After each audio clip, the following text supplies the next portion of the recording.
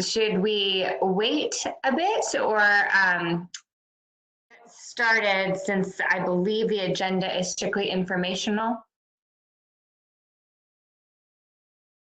We can do a combination of both. We can go ahead and try to contact Lee and Commissioner Campbell. Oh, here's Commissioner Coleman. And Bill, I think that we still can't hear you. I see that you're off mute, but for some reason, no sound. Let's see what. Gotcha. We're picking you up, but it sounds like maybe from somebody else's audio. Possible. There we go. I can't unmute over here. I'm clicking on, oh, now I'm unmuted. Okay, so I can't unmute. Okay. Yeah. Morning.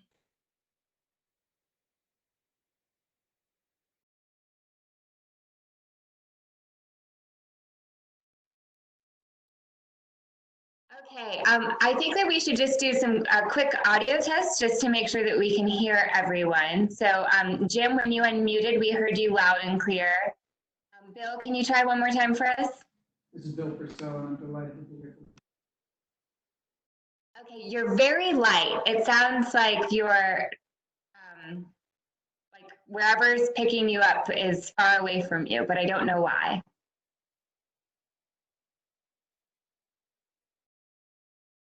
And now we can't hear at all. Has joined the meeting.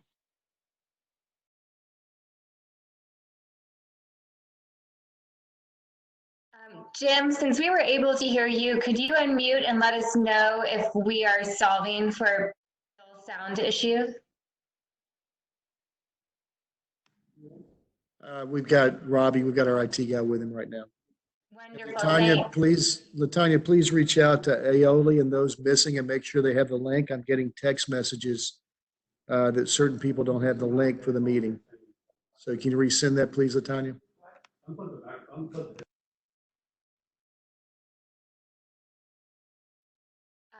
Okay, Paulette, would you mind unmuting and just making sure we can hear you okay? Can you hear me now? We can hear you. We can only see your forehead, but we can hear you great. Breakfast. Excellent. And hey, Aioli, we see that you're here. Can you speak for us? We're just testing everyone's audio. Can you hear me? We can hear you great. Good morning. Good morning. And Bill? No, we cannot hear you.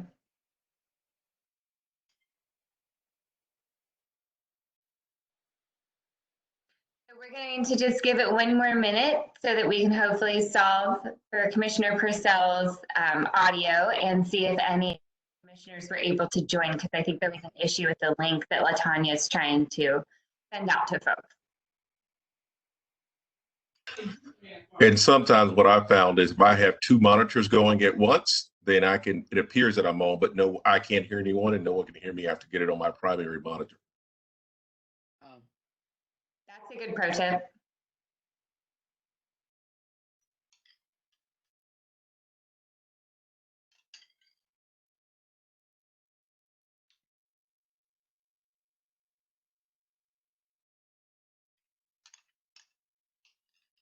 We cannot hear you, Bill. Bill is saying he recommends we go ahead with the quorum we have while we work on his phone. And if he needs to speak, we'll use my microphone from here. Okay, that sounds good. Is Bill at his house or at MDHA? Is that MDHA? Oh, okay. Okay, I see that you've joined us. Welcome. Can you just speak for us? We're testing everyone's audio. Yes. Hello. Excellent. Excellent. We can hear you great. Okay, so with that, we're going to get started with the Joint Finance and Development Committee meeting. And the first item on the agenda was the Rolling Mill Hill parking garage, which we had discussed at the meeting last week. And so, Jim, let me turn it over to you. I just want to hear if there's any additional things that we need to touch base on, or if other folks have questions. Yes, okay, now I'm off mute. Just a couple things. I want to circle back just on a sort of a late breaking event. I just want to, for information, let the commissioners know. As you're aware, we are working through and starting testing and screening for all our towers. We had successful testing and screening Friday and Saturday with one physician. We're working with Ascension Health and Nashville General to expand that to test all the towers. We learned this morning that the results came back for one resident of the 60 Has plus joined the meeting. screened and is positive in the Gurnett Tower. And that gentleman had other health issues not related to COVID that, out of abundance of caution, his physician has had him hospitalized. So we've isolated that event and that person is hospitalized. And we've had one other employee come up positive in the last 24 hours at Johnny Hill.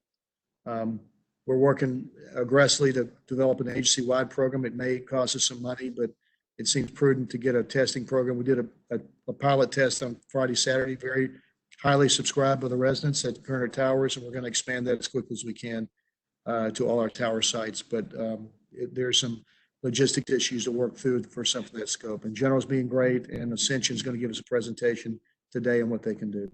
Just want to give you those updates. On the Rolling Mill Hill, I'd like to turn over to Buck if it's Jim. acceptable. Yes, ma'am. I'm sorry, the question. Yes, you indicated that there was one employee, and I recall before there had been some other employees. How many employees of those who've been tested have had positive results? We have two, and one is in about the 7th or 8th day of self-quarantine on additional sick leave, non-chargeable sick leave.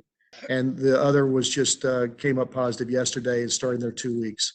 Both are asymptomatic. How many employees have been tested? I do not know. I'd have to turn to Matt. I think it's around a dozen. Okay. We have that number. I have been tested, but not for any specific reason related to work because of some things my mom, when I've gone through with her and Centennial and her health, I've been tested 3 times and come up negative. So our number of tests are a little bit skewed by, for example, my numbers, but it's a low number. We've only got maybe 15 or so. I'm thinking at most. I'm looking at Matt that we don't have a lot tested thus far. And we're working aggressively. I want to get a testing program. Our goal is to test everyone, employees and residents. It's just working through the issues of medical logistics and getting the assets is a challenge. But we had a very successful test Friday, Saturday. And if we hadn't have done it, we wouldn't have known that gentleman was there and was positive. He had no specific symptoms from the COVID. He has other related issues due to his age. And out of that caution, they've hospitalized him. Did that answer your question, Paula? Yes, thank you. Tested. How many tested? On the order of 15. Oh, how many at Gurnett? That we did just over 50, between 50 and 60 tests were conducted. I'm sorry, 50 to 60 screenings were conducted at Gurnett on Friday and Saturday, and there were 18 tests and 1 positive. That was from Mayor Purcell. To answer your question, sir. Yeah. So I just want to touch on that. And if there are no other questions on COVID, there's no change in our tornado remediation program. And I'd like to turn it over to Buck for just a summary in response to Aoli's great questions last week. He's got a quick summary on Rolling Mill Hill, then we'll go to the next topic if there are no questions. Buck?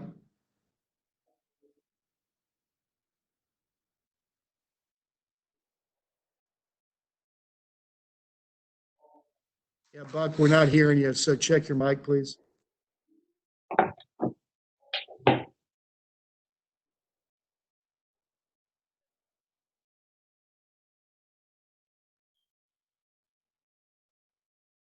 We're still not hearing you, Buck. Okay. How now? Can hear you. Can hear you. Can you hear me now? Okay. So this is where we dropped off last time, was the Henslow agreement slide. And I will put that in a smaller view so that everyone can see it. So the purchase and sale of the property is $16 million for the lot and $1 million to MDHA.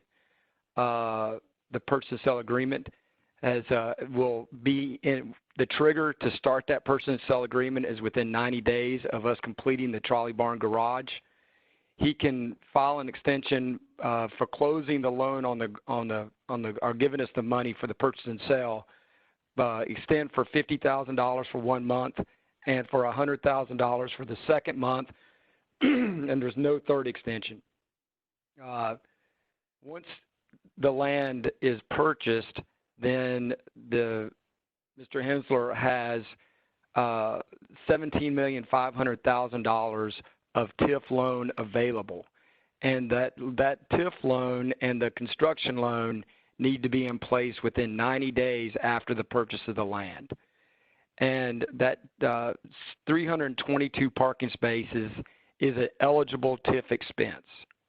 And so the developer may receive 24 consecutive 30-day extensions to close the loan, and each one of those extensions is $50,000 to MDHA non-refundable. If the developer can't finance the construction, MDHA may repurchase the property back for the price of the land. So that's the basic big bullets for the Hensler agreement. This is Colette. A question. Yep. It sounds like the purchaser doesn't have everything in place, and we're giving him every opportunity with some monthly penalties. Why are we doing that?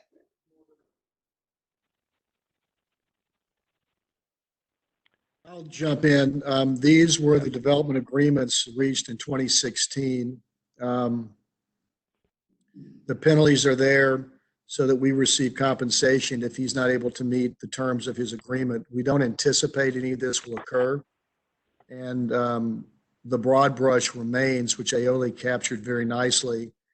Roughly, there'll be $31 million on the table coming into MDHA. Roughly 13 to 14 will compensate us for the building of the garage, with a balance of roughly 17 million being cash that by ordinance from Metro must go to Envision Casey. Those are the summary positions at this point in time. What Buck is describing is in the development agreements, has been the development agreements now for going on 4 years, and the board will not be faced with executing or working through them until a year from now. And so I think in summary, to be aware of what we'll be asking you for soon is the contractor guarantee maximum price, the actual contract to build the garage, which we will be fully compensated for when this closes within a year. And the overall money coming to MDHA is going to be on the order of $17 million, which will plug into our Envision Casey program. That's probably the broad brush. There is a lot of detail of these agreements, as Paulette correctly identified in an email over the weekend. And we can drill down into them if you want at length, but right now they're not particular material. We're just trying to set the stage for the entire program so that you have context when you approve the construction agreement in the next month to 2 months. Did that help? So the slide I'm on now is, I believe. Let me ask you a quick question. Yeah. Are there 2 transactions that need to occur for the $31.8 million to come to us? You describe it on that previous slide. You appear to be describing 2 separate contracts. One is a contract that says that you must purchase the building. You must pay MDHA $16 million within 90 days of the certificate of occupancy. And then in order to purchase the land, there appears to be 2 extensions, right? And if they're unable to purchase the land, they will have paid MDHA $150,000 at that point, but we have not collected $16 million. And then there appears to be a second transaction that says there's a separate loan that needs to occur to get to the $17.5 million.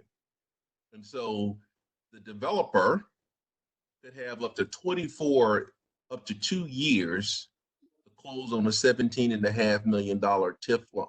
Are you accurately portraying there are 2 separate transactions required to get to $31 million? Actually, there's a series of transactions, Ailey. The first, of course, is the development agreement, which is the governing document. The second is for us a parking agreement and a lease agreement with the related parties that have rights to the property we're selling to Hensler. They exist. And the third is the memorandum of agreement between us and the developers for the parking to move that would clear the property. So that's one series. The actual exchange, there will be a TIF agreement that the board will have to approve that we've already committed to that could be as large as 17 million. A portion of that money is dedicated to refund the financing of the garage. The balance between the price of the garage and the 17 million cap, there's a series of things that are eligible expenses that the developer may ask for.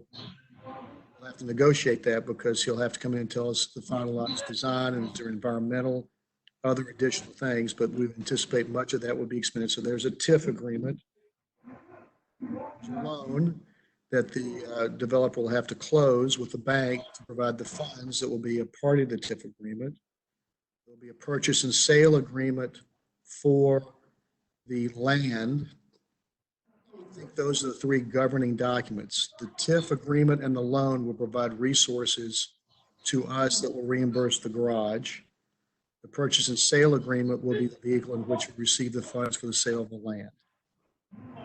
And I can sit down with you and go through that after I refresh my memory from the documents. I haven't looked at them in a bit, but I think that is the group of documents that we will all have to work through. Does that help? Not really. So what I believe, and I'm not saying anyone led me to believe in any kind of interesting way, is what I believe is that we would get $31 million or whatever that net number is in a single transaction, right? So we're going to start building it. We're going to do all the things that we say we're going to do. I'm trusting and believing that. But what has been described in the previous slide is that there are two transactions that could occur that could be as much as 2 years apart, right? Is that they have to close on the land within 90 days of the certificate of occupancy or whatever that is. And for that, they write us a check of roughly $17 million, right? Which essentially reimburses us for the garage. But there could be another 2-year window, as much as a 2-year window, in which the developer has to give us the other the second $17.5 million that was described in that previous slide. And the developer could delay that payment. And I'm not saying they would delay it because of anything that they were, I'm not ascribing any motives to their delayment, but the contract appears to say that they can delay that second payment because there's not one payment of $31.78 million. There's actually two transactions, and they could be as much as 2 years apart. And it is only after the developer has exhausted his 24-month extensions do we have the right to buy the land back at that point. And so I guess what I'm trying to understand is that truly, because there are two separate contracts there are two separate closing transactions that are being described. And I'm just asking, is that true? That scenario is possible, yes. Unlike, it's the same conditions we had for the Aiken building coming out of the ground that's finishing up now. The only thing that's not in there in your analysis is there's a monthly penalty of some amount that I don't have off the top of my head, but that is a possibility under the development agreement. That was the binding agreements. That is a possibility. It did not play, and that was certainly a possibility for the Aiken development that's now finishing. It didn't play out that way because for the belief is the developer has a motivation not to make that delay. But that delay right, unless the financial markets going crazy like they are now. And I guess what I'm really more concerned because I didn't cut these deals. I mean, these deals were done 3 or 4 years ago. I'm just really trying to understand what the deal is not criticize them, just simply trying to understand what's happening here. And so let's just say if there were a period that they closed on the land, but they have not made the $17.5 million payment. Can they develop on that land in that window without having paid us our money? Because we have the right to buy the land. I do back. not believe they can, but I'll check. I'm pretty certain they cannot.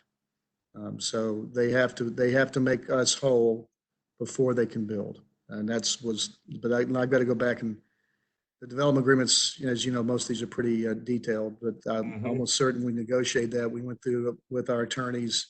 We had Bo Campbell, we had John Haynes, went through multiple scenarios of what ifs and but fors. And he was not going to be able to proceed to do that without us because our whole interest in this was generating resources for Envision Casey, frankly.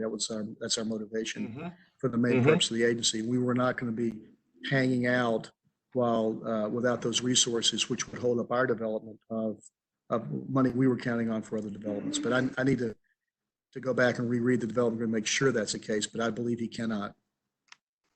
Okay. And then the third question I would ask Jim is to try to understand is the developer pays us the 16, so they pay us the $16 million as described. We're essentially whole for our garage. So from a balance sheet perspective, we've recouped all of our costs to get there.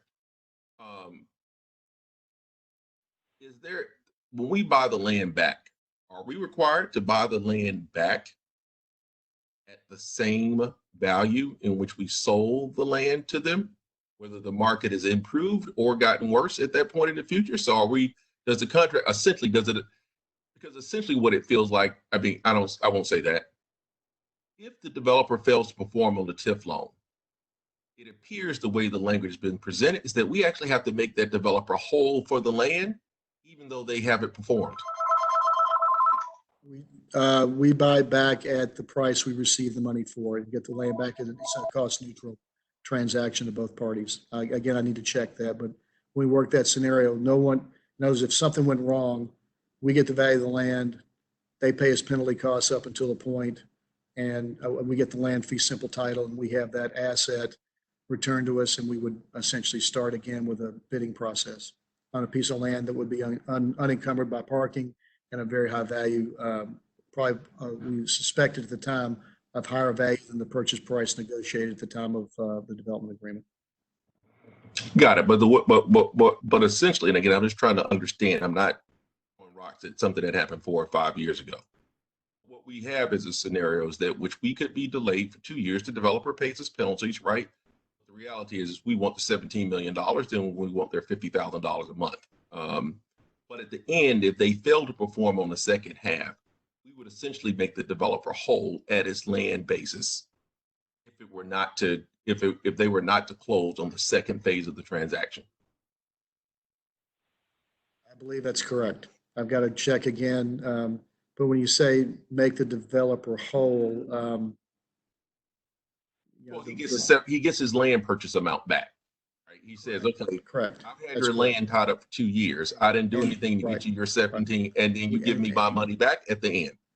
Right. And we've lost the opportunity value of that 2 years of land use. That's correct. Right. That's in right. exchange, we in theory get I don't remember the number, but the value of the number that we get on a monthly basis is supposed to compensate us for the opportunity loss. You can debate whether that number does that or not, but that was the purpose of the monthly fee as a revenue stream in the absence of his development in a timely fashion. This is Saul. As I read the last slide, it's up there now. It's not an obligation of MDHA. Is that your recollection, Jim, to buy back the land?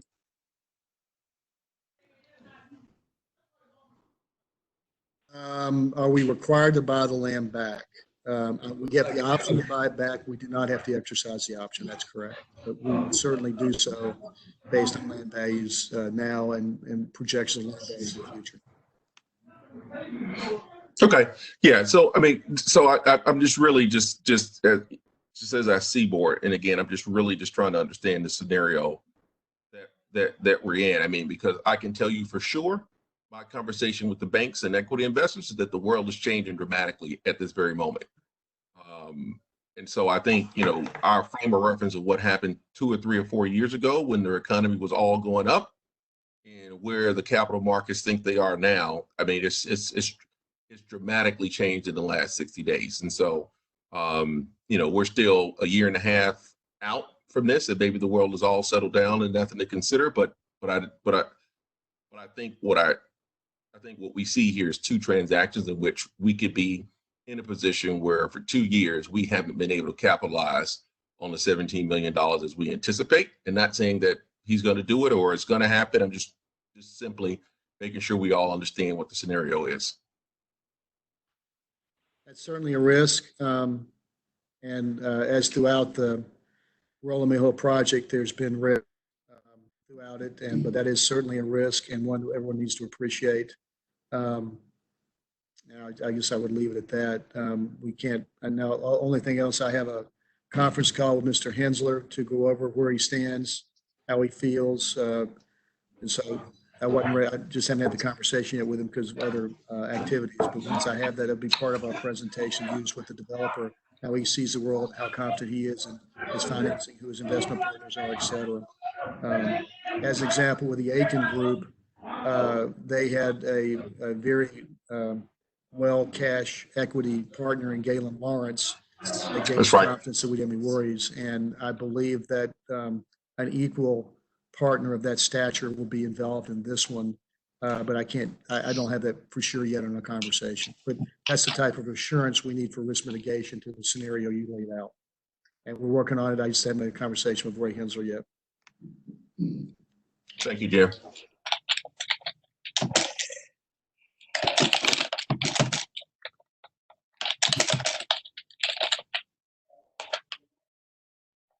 Are there other questions on Rolla Mill Hill? So this is Buck. I just wanted to, this was the slide that Commissioner Ansari asked me to make to kind of display how the money flows into the project and flows out of the project. And I've been building this slide off the purchase and sale agreement that we have with Mr. Hensler that was executed back in 2017. So, and then Commissioner Thaden just asked me to do, to say, you know, how much the purpose, you know, why are we building 53 extra parking spaces in the Rolling Mill Hill garage, or the Trolley Barnes garage. And it was, so one of the phases per Ryman Lofts, if you can see what is Ryman Lofts is the current structure right there. It's a 54 or 56 units. And if we just built townhomes in the median around the excess green area right now, we could build 32 1- and 2-bedroom units. But what we're understanding, or what we know, is when we build the Trolley Barnes garage to 375 spaces, we're going to be able to build on this surface parking lot. So I called this phase 2 Ryman Lofts light option because it is the no impact to surface parking lot option, and we've got a sketch on that right now. The next thing I'm waiting, getting the architects to work on is giving me a massing study on what would it be if I could build on the parking lot. What would be my medium option? So what's like a 4-story stick option, and then my heavy option, or my big option, would, because we're in the downtown code, it is permissible to build up to 30 stories. So if we were to go to a steel structure, go to a high structure on that surface parking lot, what could we do? But right now I can tell you, without even impacting the surface parking lot, I can put 32 units on that land next to Ryman Lofts. Any questions about what I just followed through? That's where we are right now in our homework. And So it just for the board quickly. Again, this is just a development discussion. This is not for decision. This is for future decisions, and it's just for discussion as we try to get ahead of communicating to the board about future decisions that could occur in May or June. So, Buck, this is Kay. Do you hear me? Yes, we can hear you. So am I hearing that in May or likely June, you'll come back with some firmer recommendations and why, and the way that you'll go about that? Is that what I'm hearing you say? So in June, in May or June, the purpose of this whole trolley barn Ryman Law presentation was to inform the board about the guaranteed maximum price that's coming for the construction of the trolley barns garage. In the description of that decision that was coming, we talked a lot about what is the future possibilities for the whole entire Rolling Mill Hill garage redevelopment district. Not the garage district, the Rolling Mill Hill district. And so Commissioner Thaden said, you know, what is impacted, what do we gain by building the trolley barns garage with 53 extra spaces? And the 53 extra spaces allows this surface parking lot to become available. And she wanted to know what that did for us materially. And so the answer on this is, you know, we're not going to build on this site for not sooner than 2023. So I'm just putting this out there for presentation that we've got a minimum of 32 units that can be built up to a maximum of maybe a 90 to 100. But that decision will not, and that information will not come to you again until 2023 or 2024 at the earliest, once Mr. Hensler's construction is complete on Lot K. To make a decision. Yeah, you don't have to make a decision on this for 3 to 4 years. Good. That's good. Now, if I could just back up to some of the points that Yoli was, I think what we're asking is, what folks are thinking about in their heads is knowing the uncertainty of the financial markets and where we are right now, knowing the developer agreements and all the agreements that were prepared in years past, and I'm sure you did extraordinary work trying to do your good due diligence. But now we're in a different time, and what are the mechanisms, or can there be mechanisms to address those concerns as they arise? I think that's what the gist of, at least that's my takeaway from those very, very good questions raised. Well, in every legal binding agreement, there are mechanisms, including lawsuits and breaking agreements, but the agreements are binding. It is a development agreement. There was risk at the start of it. There is risk today, and conditions change. Our next step forward, which we're obligated to do, or break the agreement, which has legal penalties, Has left the meeting. is to build the garage. And we can make speculative assessments about our remaining parcels, but since they're at a distant point in time, I would recommend we sort of let that be, just that you will get fee simple title clearly to buildable properties, all of which have at least the capacity of, for example, the Mosley on 6 down the street with 100 units, at least that capacity and much more. What we're trying to educate everyone on is this 20-plus year program at Rolling Mill Hill, which we're now in one step of, and the next step is the garage construction and the guaranteed maximum price and the contract you've already approved of R.C. Matthews to build it. So we kind of got a little bit broader for education. There are always options, and we'll weigh those carefully. Our next options are to build the garage or not. I would not recommend the not, as it would clearly break our agreements. And we have a contract for R.C. Matthews. We have a design. We're working to value engineer that to as best price as we can. And I hope to intend to present that to you in May and June. That will be your only decision immediately, but it opens the door and has the purpose of providing resources for us that we hope to exploit later for envision casing. Okay, just thank you. So in the interest of time, I'd like to move us on to another agenda item, but as shockingly, I think one of the longest standing board members, I do want to just really applaud Joe, Jim, and the whole team.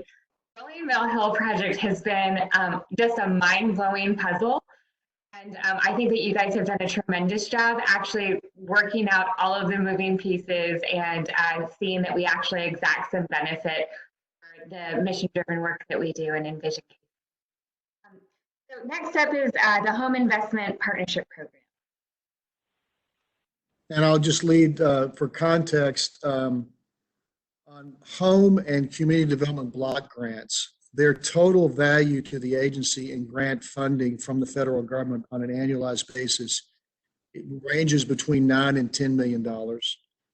This year, about 9.2, I believe, from memory.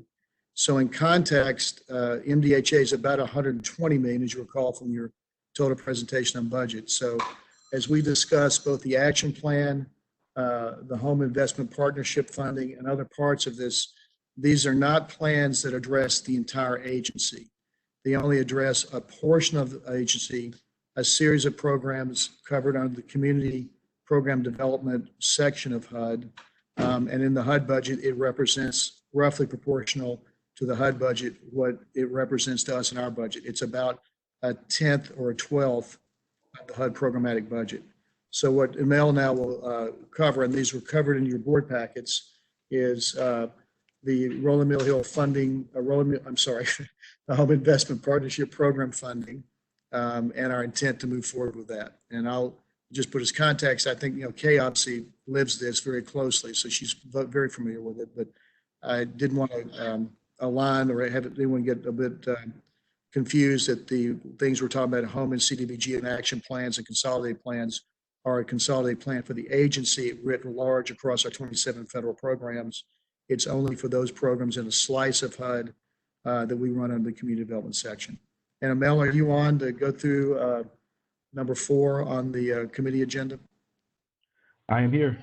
And Mel, before you start, just in an abundance of caution, I'm going to recuse myself from this discussion related to home. So I just wanted to acknowledge that before we get started. Okay. So as Jim mentioned, this is, we award home investment partnership funds on an annual basis. For those of you who are not familiar with home is the largest federal block grant program that's awarded to state and local governments to build new affordable housing for low-income families. It is a HUD program that's allocated to cities based upon a formula that HUD develops. MDHA administers the program on behalf of Nashville and Davidson County. Last November, we issued 2 requests for applications, one for home ownership and the other for rental. We received 5 responses from nonprofit and for-profit developers. We set up a separate application review committee who evaluated each application and scored them based on the criteria set forth in the RFA, and I believe you have a copy of that criteria. Based on that evaluation, we're recommending awarding $4.3 million in home funds to Woodbine Community Organization, Campus Roads, Be a Helping Hand Foundation, and Habitat for Humanity.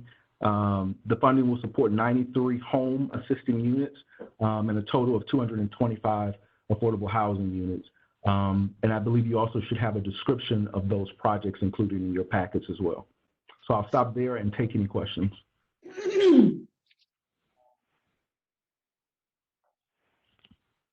I have the packet before me. Never mind, I found it. Never mind.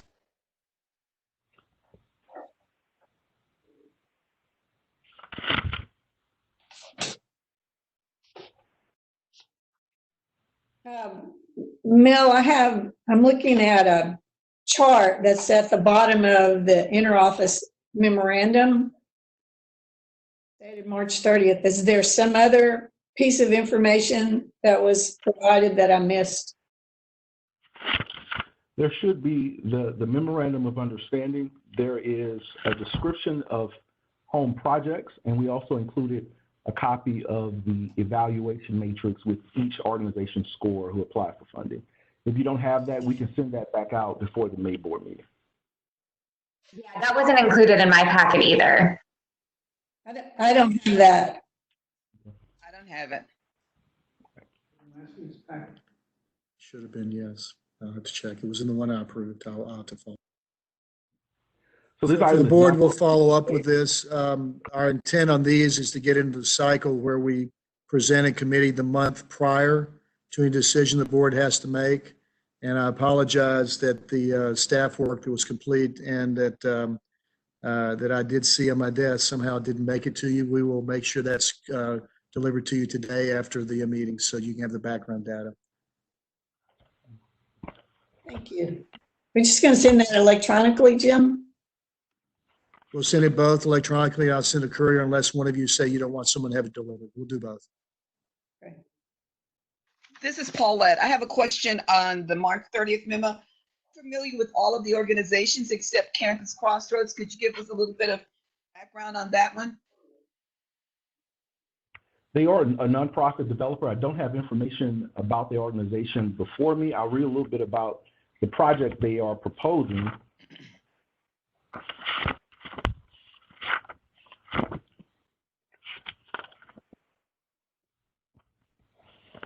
They're proposing to build 22 units and also provide job training and employment services for young adults who are facing homelessness. The total project cost is $4.1 million. We're providing $1.5 million in home funding for the project. And all 22 units will be targeted for individuals with an area median income of 50% and below. Where will they be built? The address is 1757 16th Avenue and 1609 Buchanan Street. The 1609 Buchanan Street will be the site for parking for the development. I have another question. When we let the RFPs or whatever they're called, do they fit into, are these just projects that the people decide to do, or do we make our selections based on some kind of a comprehensive approach or strategy? Yeah, so we issue out an RFA, and we do it in alignment with that, which is actually your next item, the action plan. So when we develop the 5-year consolidated plan, there's a basic set of criteria that we develop that the community says this is how we want to spend our home funds. So when we put out an RFA, we include that criteria into the RFA. And I apologize, you should have had a copy of that scoring criteria in your packet, which sort of outlines what we award funding for. Some of the things we award bonus points for large family projects, extremely low income projects, projects that serve persons with disabilities, and projects that are located in any of our housing targeted areas. Thank you. And Paulette, I know Kay is very familiar with this because she's participated with it over time, but we have an extensive public outreach program that leads to the 5-year consolidated plan that includes these funds. And then the action plan, which is going to be discussed next, is the annual plan that focuses each annual allocation of funds and reacting to local community input. And Kay, if you have a chance, I know you participate in that, the outreach, the sensing sessions and others. And Mel's really expanded that. Could you maybe just for the education board talk about your experience with that just briefly? Well, the past few years, there's been outreach, significant outreach to try to get input from agencies and folks working in the community. You could send in comments and questions, but we also participated in a significant number of meetings where folks came together and sat around a table and discussed their concerns and beliefs and desires for citizens and folks in the community and the community needs. And some of the meetings I've been in, there's been both representatives from communities, from nonprofits, and then also some for-profit entities that have used, I'm sure, home funds in the past. So it's an engaging kind of activity. I know Pat has been pushing for there to be more outreach in order to get more citizen engagement in what goes into those plans and how agencies like MDHA make decisions on what to do and where to do it over the consolidated planning period. That helps. I guess the only question that I have and that I have had for some time is along this line, community development is more than housing development. And there's always a balance and there's always a tension. So if you look in this year's consolidated plan, and I think was the case before, the belief is that there's a tremendous need for more affordable rental housing. But in terms of the health of the community and community well-being, concentrating too many of one kind of housing in one place ends up with unintended social consequences that trouble people. And so I don't know if there's, and I don't think so, and I'm not saying it's easy because it's not easy, but if you look at where significant numbers of lower income rental housing is located, a lot of it goes to where you can get land that's less expensive. And your funders, want you to deliver the most bang for the buck. So it's just a little bit of a quagmire that we're all forced to work within. I just want to acknowledge that reality, Jim. I agree, and we work with the nonprofits to try to make sure it's as dispersed as possible. But they can, as you well know, being one of the ones that received these funds in the past, it's difficult to find a place where you can build with high land values. But I appreciate your comments on the outreach. We really work hard to try to include as many voices and listen to them as we develop these plans. Were there other questions on this item?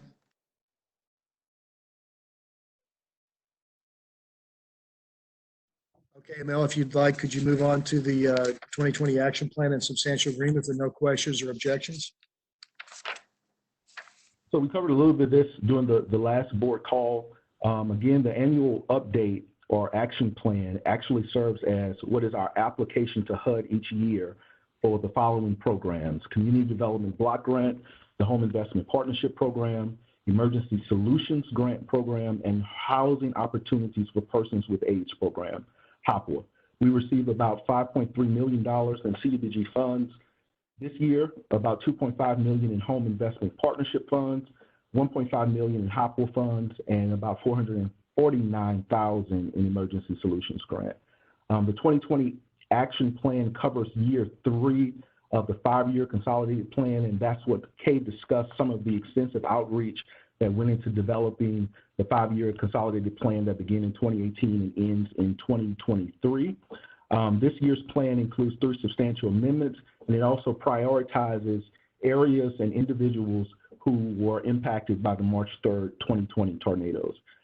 CD released a draft of the action plan on March 10th. The public hearing period closed last Friday. We held a webinar on April 9th, and we're taking all of those comments and drafting what will be a final version of the action plan, and we'll have that for the board in May for review and approval. Now stop there and take any questions.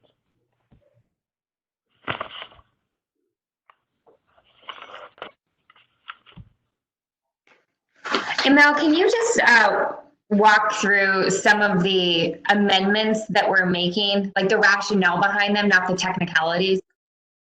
Absolutely. So the first amendment is to allow community development block grant funds allocated for weatherization assistance to serve homeowners whose incomes are at or below 80% of the area median income as per CDBG home income guidelines. And this is just a clarification. We use a percentage of our CDBG funds under our home repair programs for weatherization. We use that to support existing funds we receive through TVA. Those funds serve a lower income population, but we feel there's a greater need and we can serve more individuals if we're able to increase that income cap to 80% of area median income, which is within the CDBG income limit. So it's just a clarification for individuals who apply for those programs.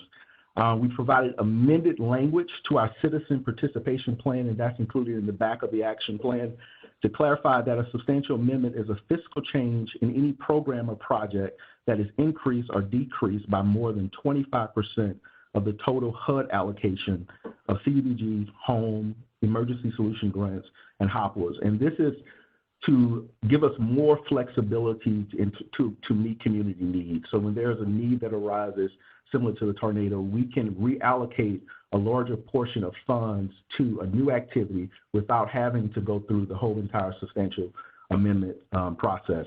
And the last action item is amended language to the description of the strategic plan, and this is found in strategic plan SP under the priority needs section in the consolidated plan that clarifies the amount of CDBG funds to be allocated for this priority need. Retaining affordable housing will be the majority of the balance of funds from the annual allocations after deductions for 20% for administrative activities and 15% for public services.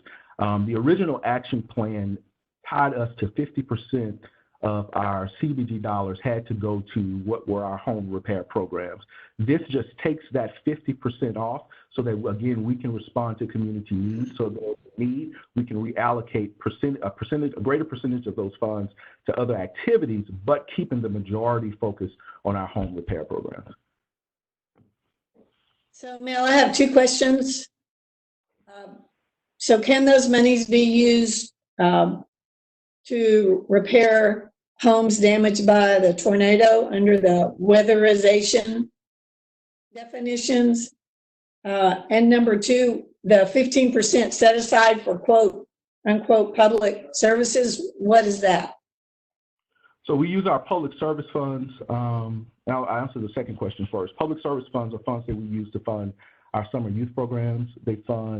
We provide a little bit over $100,000 to the Homeless Impact Division to provide individuals facing homelessness with security deposits and first month's rents. We also do some of our economic development programs out of the public service. Through the CARES Act, that has been lifted above 15%, so we are able to use a greater percentage of those funds for public service activities. And to answer your first question, yes. We, in addition to the weatherization program, we have a full home rehab program that we allocate. We can do up to $25,000 per home to rehab a home. We provide HVAC, installing HVAC systems into homes. We have a roofing program and a program that makes homes accessible for those with disabilities. For the recent tornadoes, we have set aside a portion of not only the 2020 funds, but our 2019 funds for home rehab to serve as a gap funding after FEMA and insurance to fill any gaps that low-income homeowners have to rebuild those homes. We haven't rolled it out yet, but we're anticipating to be able to offer up to $100,000 per homeowner who applies to that program to fill any gaps that are not provided by FEMA or insurance. Okay. So can I assume then that there's coordination going on between you and FEMA and the long-term recovery group to have some sort of framework for all this to fall into place effectively and efficiently? Absolutely. So our home program administrator serves on several committees, including the Affordable Housing Construction Committee was late into the tornado, so we are engaged and plugged in. And we're also shaping this program similar to how we developed the program in response to the 2010 floods. But yes, we are engaged with those groups and making sure that we are filling a need there. Thank you. Thank you, Mel. Any other questions before we move on? So are we looking, sorry, are we approving this now? No, we are. Meeting? It'll be at the May's board meeting. Okay, excellent. So just informational. Okay. Excellent. And that's Emily, that's for everything. Here is informational. Want to get you a framework and everyone get their heads in the game, so to speak. And then we have the month to, if you had further study and analysis, we can answer questions, bring it back to you for approval at the next board. That's what we heard the retreat, and we're trying to get ahead of that power curve as best we can. That's great, Jim. Thank you for that. So moving on to 808 at Skyline Ridge Pilot Agreement. This is a very successful program for us. LDG Development has a low-income housing tax credit award. Joe will go through the details of the process, but this program began now roughly 5 years ago in response to Tennessee State being the only state in America of the 50 states in the union that provides a property that has a property tax, places property tax onto low-income housing tax credits.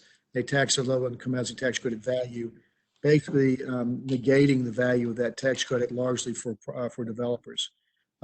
So we worked closely with the then Dean administration and later the Berry administration. An ordinance was passed, which provides roughly $2 million a year, and Joe may correct me on that, in property tax forgiveness of this payment in lieu of taxes program, and establish a process where after Tennessee Housing Development Agency does their underwriting and approves the developer for low-income housing tax credits under the federal program, Joe's team takes it in as an underwriter. They underwrite and determine what pilot payment in lieu of taxes for property taxes needs to be applied to preserve the value of the tax credits. And they do that in conjunction with the property assessor, what they think the assessed value of the future property taxes will be. After we determine that, we come to the board approves it, and then we go to council, and the council approves by resolution the pilot, which preserves the affordability of the development for a period, and Joe may correct me here, I believe it's 20 years. So that's generally the guts of the program. And in this specific one, Joe will cover the meat of the specific development, but it's been probably the most successful program we have for bringing private developers, largely private developers, into the affordable housing space. So Joe, can you cover the details on this, please? Sure. Can you hear me okay? Yes. Oh, thank you. Good morning. LDG doing 178 total units on, on 808 Skyline Ridge. That is in the proximity, that's Old Due West Road out off of Dickerson Road out in that area of town. It's 178 units. It has been rather long in the making or the coming of this. The property had been rezoned a few years ago to be able to allow for this type of development. They're proposing 96 two-bedroom units and 82 three-bedroom units. So this will be, again, some family-oriented development going in out there for the housing. Jim mentioned the abatement capacity that we have. When we first started this program, we had kind of started with $1 million annual abatement on that. Metro Council thought that, hey, we like this program and we should increase. They've authorized us to go up to $2.5 million per year on abatement. This particular project, we estimated to be about $360,000 abatement per year for the first year, which would leave us about $1.2 million remaining, so in capacity. So we are in good shape where we are at this time of the year. We have never gone up to the total capacity of $2.5 million. We haven't gotten close. We have gone over 1 million, but we haven't gone over 2.5. We haven't gone up over 2 million yet. And so we are recommending that it would get for next May for approval on this project. And we'll be glad to answer any questions. We have worked with LDG before. They have done a good history with us in the past. They have also applied for and have received some project-based vouchers for this project as well, coming out of Norman Deep's program. So, Joe, 2 questions. How many project-based vouchers do you know that they'll be able to receive? Do you have that number? I do not. I don't have that in front of me. Norman, do you recall? I want to say it's about 40. I don't know if Norman's on. Okay. And then the second question, the term of the abatement period is 10 years, is that right? Yes, the pilot runs for 10 years. The way the assessor has been, when we were developing this program, we had lots of conversations with them. The value of the credits burn off over 10 years. They feel that there's no value left in the credits, even though the housing restrictions, affordability restrictions remain on them for 15. But since there's no additional income being generated to the project by the tax credits, the assessor has said that's as long as the pilot needs to run, and that they would be able to come in if there is an increase in taxes after the pilot term to be able to negotiate their taxes back down based on the income restrictions.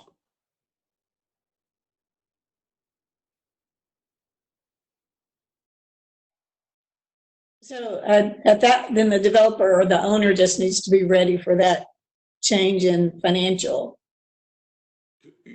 Or Yes. our analysis is also so we are pretty much basing it on what the income is coming into the project.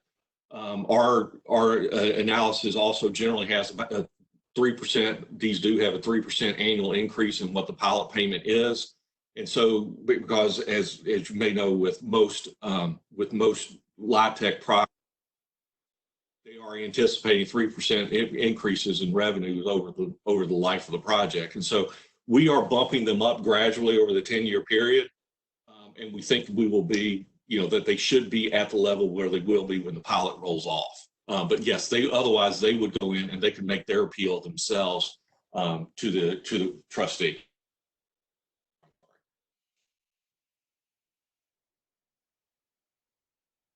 Does your analysis include the project-based vouchers first before you're doing your analysis? Or do we not always know that? It is in our analysis. Typically, they are coming, the board has previously approved the vouchers at the same time we're approving a pilot. This one, for various reasons, was delayed longer being able to get the credits, and so there is a time lag in there. But we are aware of that. We're taking into the analysis of what the value of those vouchers are, which may be worth more than what the rent levels would be, and so that's going into our analysis as well. And those vouchers, I know Norman's, I don't see his picture, so I don't know if he's around, but typically he tries to get 10 years, a commitment for 10 years to keep them affordable in order to receive the voucher. Is that right? It's usually 15 or 20, and I don't put my ugly face on pictures if I don't have to. We don't think you're ugly, Norman. But of note, with the LIHTC agreements, the state is now requiring 30 years of affordability for the LIHTCs. Right, even though the credits roll off. That's correct, after 15. Yeah. Yeah. Any other questions? Norman, do you know how many PBVs there are on 808? 54. One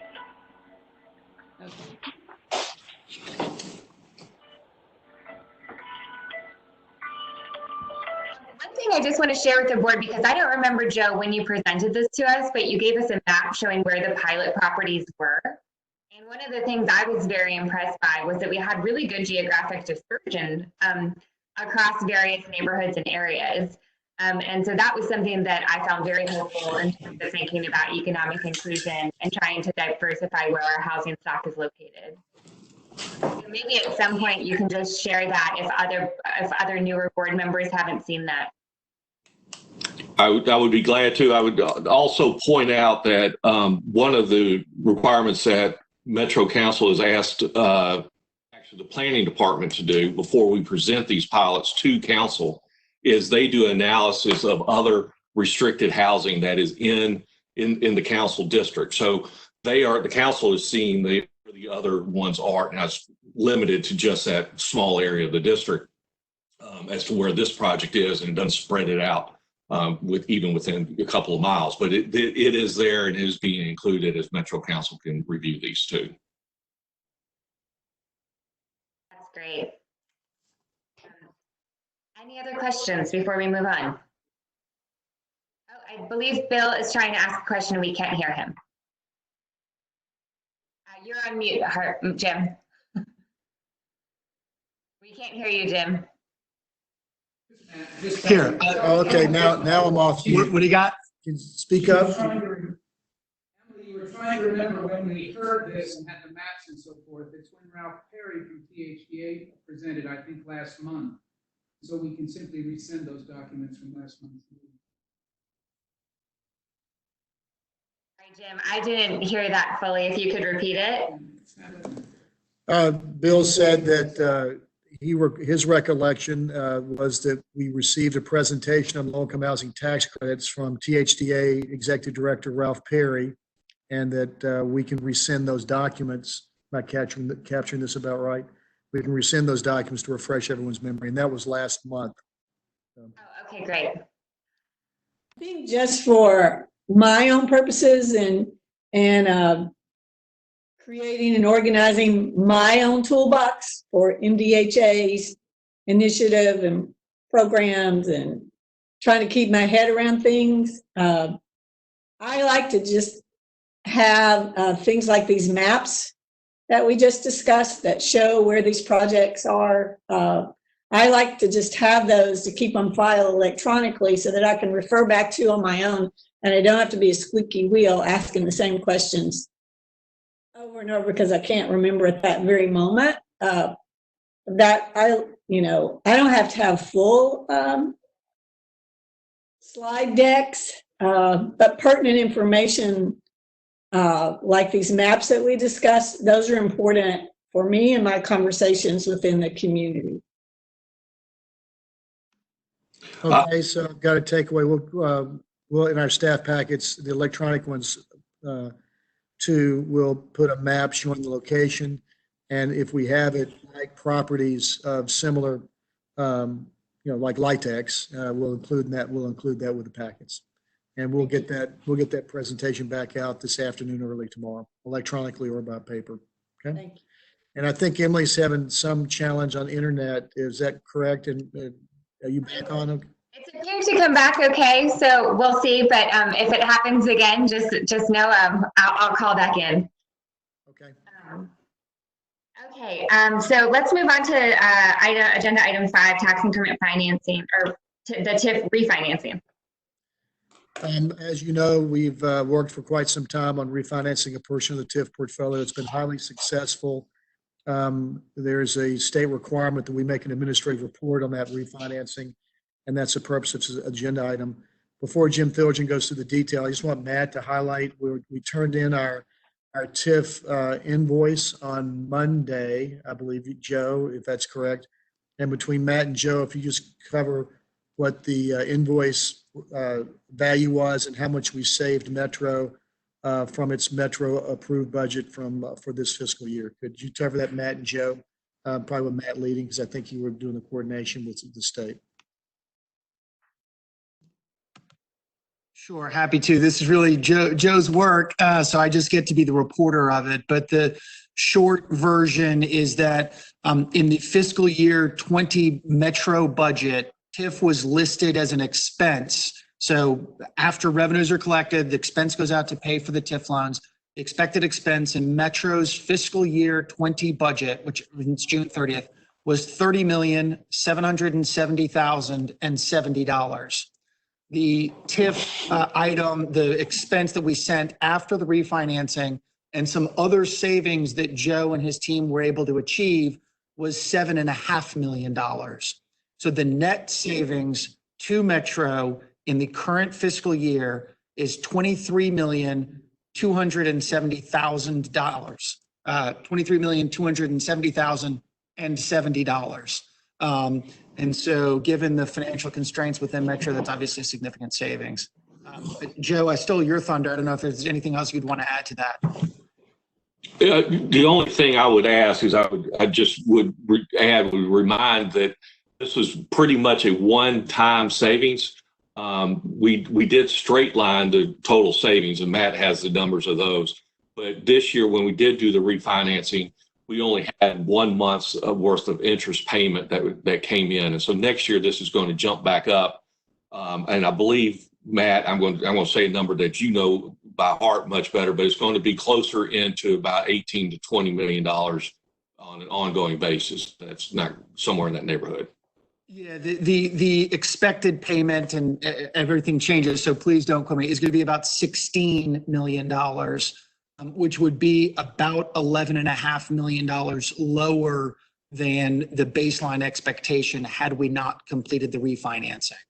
So we'll still represent a significant savings, just not quite to the extent that we were able to achieve this year.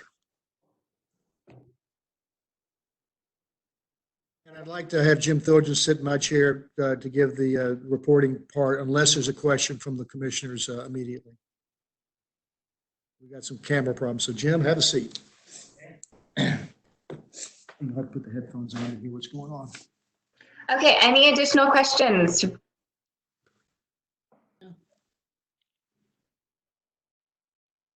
Hi, Jim. Hi. Am I on mute or not? No, we can hear you. I'm good. Okay, this is a routine report that we do every time that the agency incurs debt. We have the report that goes to the controller that talks about the amount of the debt, the percentage interest rate on the debt, the closing costs, and so on. And so what we're doing is doing this report. Before it goes to the controller, it has to be presented to the board at a public meeting. So that's the intent of this. This is a refinancing that we've had 2 or 3 different times that we've talked about. I guess actually at the March meeting, we adopted the detailed resolutions authorizing the loans, but they were really approved back in February.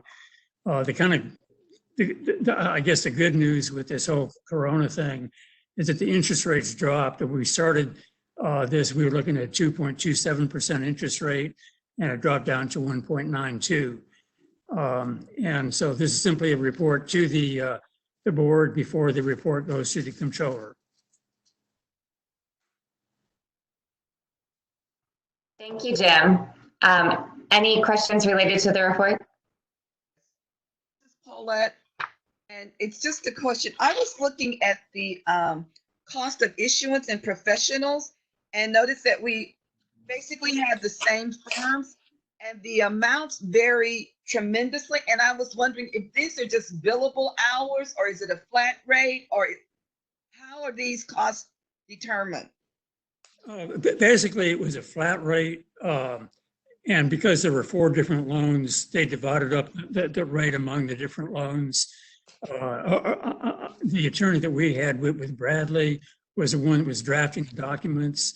The initial document was drafted for one redevelopment district, and when it was basically agreed to, then they kind of changed the names, changed the numbers, changed the resolution numbers and so on, and did the other ones. But basically, it was intended as one fee for the entire refinancing, and it just got divided up among the different projects, in part based on the dollar value of the individual loans. Okay, I'll talk to you about it later, because it's still not making any sense to me how they go from 10,000 to 32,000 with Bradley Aaron, and then the other guys are either 20 or 10. So I'm just trying, and they don't seem to, I can't see how they're tied exactly to the amounts of the loan. So we can just talk about this later. Okay.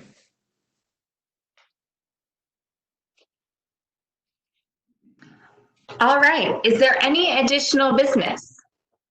You're on the phone upstairs, all right? Hearing none, we can adjourn, but we need to be back promptly at 11:30 for our board meeting. Sorry, Antoinette, I would just like to acknowledge that we see you and thank you for joining. Want to make sure that your attendance is counted. And if Bishop Campbell is on the phone, could you unmute? I just want to make sure we are aware of your attendance if you're on.